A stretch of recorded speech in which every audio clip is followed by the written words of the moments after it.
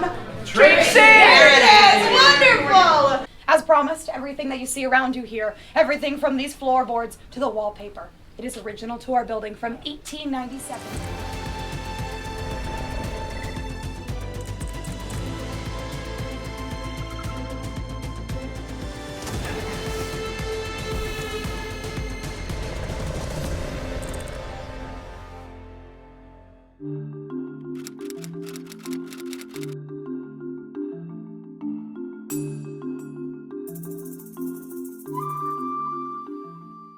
And so today I'll backtrack and I'll go via Carcross to, well, it's not indicated, but to a small place called Skagway. And from Skagway I want to catch a ferry today, so I think I'm just going to rock up and hope for the best.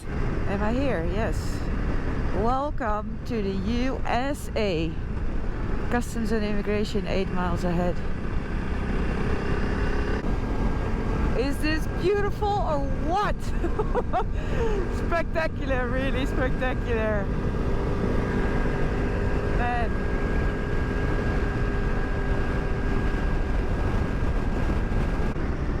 US port of entry, Skagway, Alaska. Stop.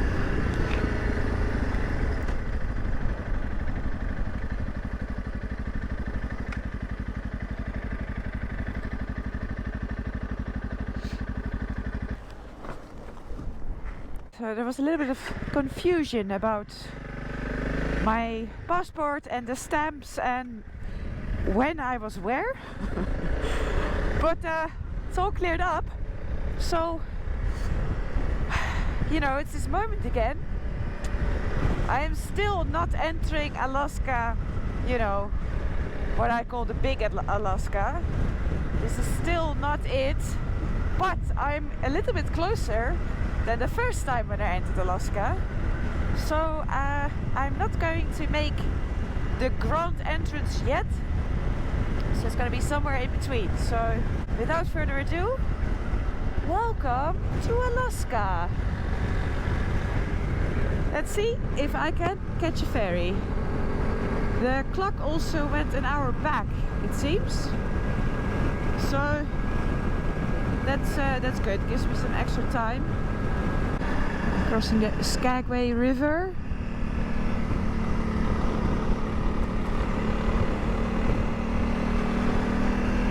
So yeah, town is just over here.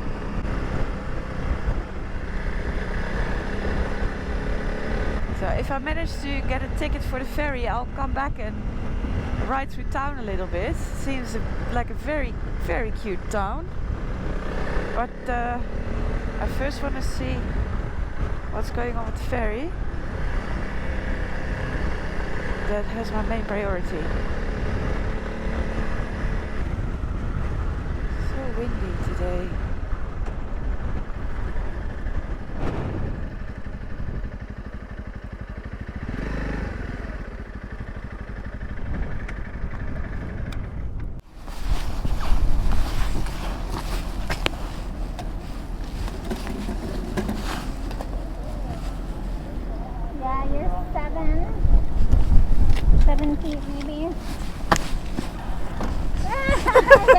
Doesn't help. Yeah,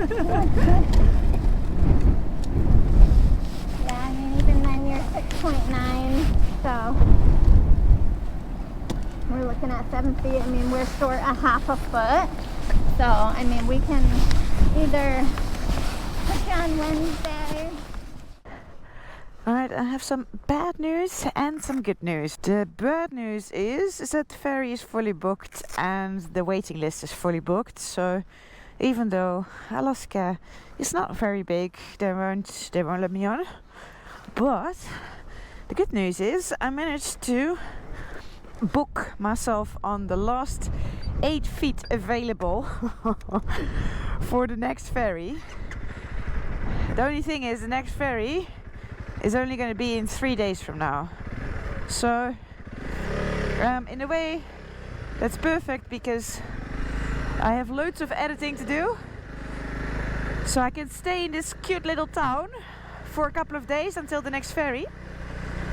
The only other thing I'm now slightly concerned about is if there is a hotel with room, because it seems to be rather busy here. So let's now first try and look for a place to stay for the next days. Look at this. Okay, I'll explore it once I've found a place, but look how busy it is here. I found a place to stay. I'm super happy. Alaska can stay out in front there. So let's explore town a little bit.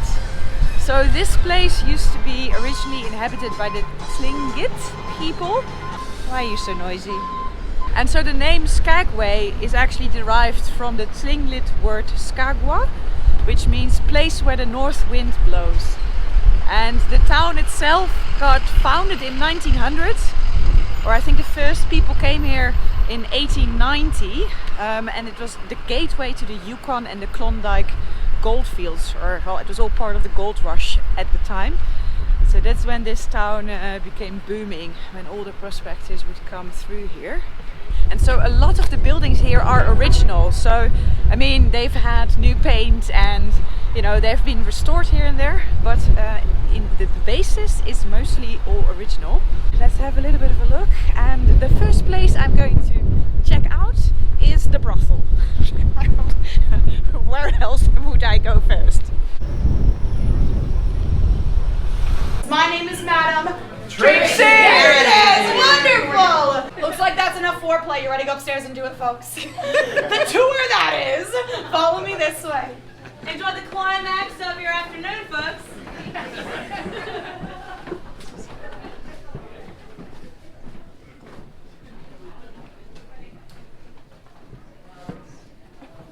As promised, everything that you see around you here, everything from these floorboards to the wallpaper, it is original to our building from 1897. Folks, if you made your way here back in the late 1800s, well, of course, we would have classified you in one of two large categories.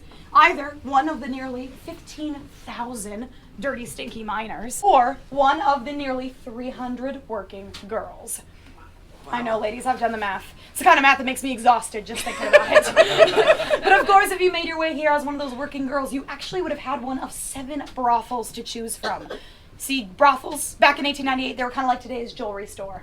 One on every single corner! But the Red Onion, we were the classiest of all these establishments. Of course, payment up front. So you gotta pay before you play. You would hand her a total of $5 whole in gold nuggets. This was the currency at the time. Folks, for your point of reference, cost about $6 a day to live and work here in 1898. If you were a man, you could hope to make $8 a day. As a woman living and working here in Skagway in 1898, if you want to have a more upstanding profession, maybe a seamstress, a cook, a washerwoman, you could only hope to make $5 a day in total, which is not enough to live off of. For your point of reference, these women living and working here in these bordello establishments, they're making $5 every 15 minutes. Sometimes upwards of $65 a day, far outmining those miners in question. So the girlie would take those gold nuggets, she'd put them in a safe location. Well, then you'd have 15 incredibly romantic minutes together. Afterwards, she would kick you back down the staircase, and the bouncer would see a satisfied customer walking downstairs. Well, before he flipped this little dolly back up at attention, he'd wait to hear one particular noise. That noise was actually coming from a small hole in her floorboards. We do call this a money hole. It's a very discreet way for her to get rid of that cash. So she'd toss those gold nuggets down this hole. Through it connected copper tubing, making its way all the way down to a safety deposit box behind that bartender. Well, when you throw gold down copper, it makes a lot of racket. So we could literally hear the clinking and clanking of those coins. He would know that their transaction had come to an end. He then would pop that doll back up at attention, letting everyone know she was open for business once again. It's a pretty good system, don't you think? There was a total of 10 upstairs here at the Red Onion. We were not the largest brothel, but in fact the classiest. So the madam would have only hired the most upstanding women here at the Red Onion. During our renovations, about 40 years ago, I'd like to point out that in just one of these crib rooms, we actually found up to 18 layers worth of this wallpaper. So if you start doing the math, 18 by 10 rooms, that is nearly 180 women that lived and worked here in just 2 short years. Now, the main reason for that very high turnover rate is these women, like the men, they were just trying to make their way up to Dawson City, get their hands on those big old gold claims. So they only would have lived and worked here for maybe a couple of weeks at a time before they made their way up to Dawson City. The second reason, of course, we know Skagway was an incredibly violent town back in 1898. For so many of these women, unfortunately, they were met with the hands of violence present here in Skagway. Folks, of course, we really do not shy away from talking about the harsh realities women faced back in 1898. We actually find here at the Red Onion that when we are able to talk about these women of 1898, we are actually able to give a voice to so many that might not have had a voice back then. The next room we will enter is the actual size and scale of the crib room these women would live and work out of. Please do note the size of the bed. It's known as a 3/4 twin bed. Tuck it in there for me, sweetheart. Thank you, honey bunches. Thank you. Hope you've enjoyed. Well, that was an interesting peek in the lives of working girls in the 1890s. So this is an interesting building. You see at the top there, you see AB, which stands for Arctic Brotherhood. And this building has 8,800 pieces of driftwood on the outside. It's incredible. Look, all of that is driftwood as well.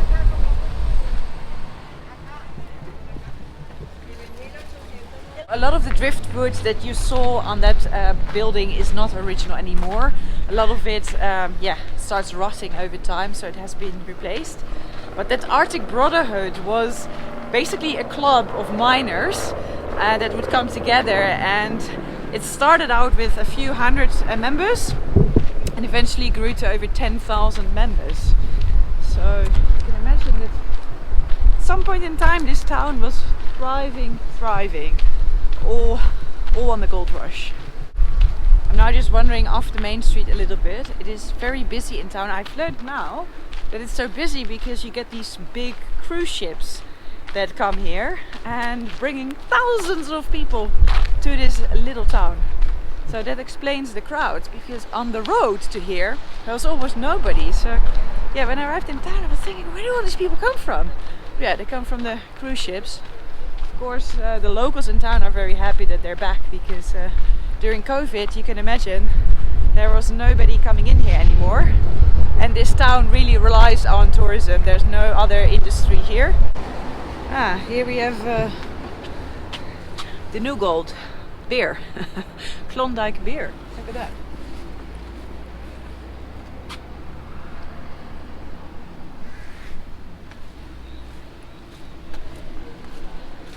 Check out some gold nuggets.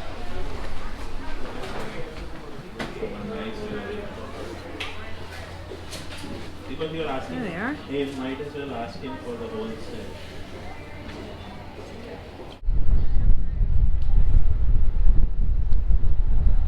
So I guess I'm walking now next to another very famous thing. I don't know how else to call it. This is the White Pass and the Yukon route. So this railway line runs all the way from Skagway here to Whitehorse in Canada.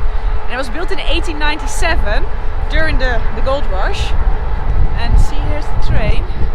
And so I know nothing about trains, but apparently it has a very narrow track. And this narrow track is rare, I believe. There's only a handful of railway lines in the world that still have this very narrow line.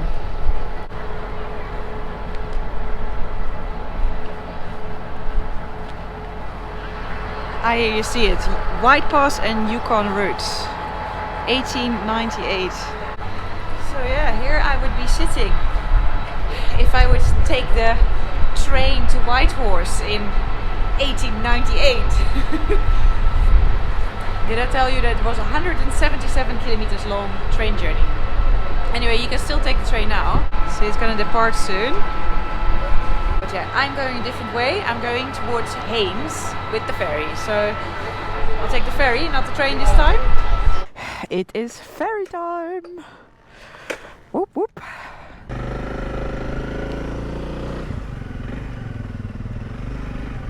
See, these are the cruise ships I was talking about. Look, it's the Holland America line. Wow.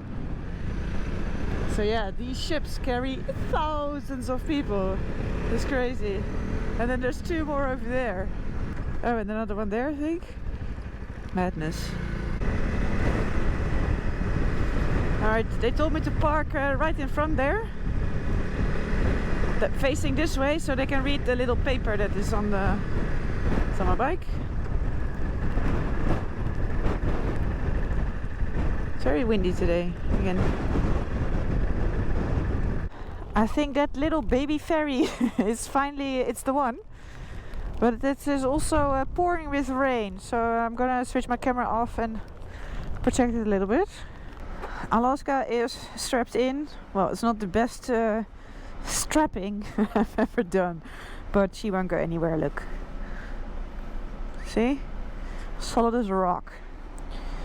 Alright, perfect. Still room for one more motorbike? Anyone? Anyone? Park next to Alaska. Anyway, it's an hour across, so it's only a short hop. Oh wow, I'm gonna get that bus in. Alright, thanks. Oh, look, eagle.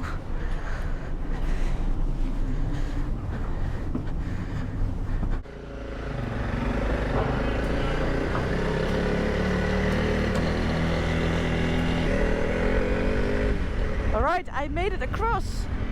The ferry was late, very late, so it's much later than I anticipated. So I'm a few kilometers from Haines, so I'm just gonna go there, check myself in and call it a day. So that was it for today. I really hope you liked this video. If you did, please give it a big thumbs up, subscribe down below, and then I'll see you in the next video.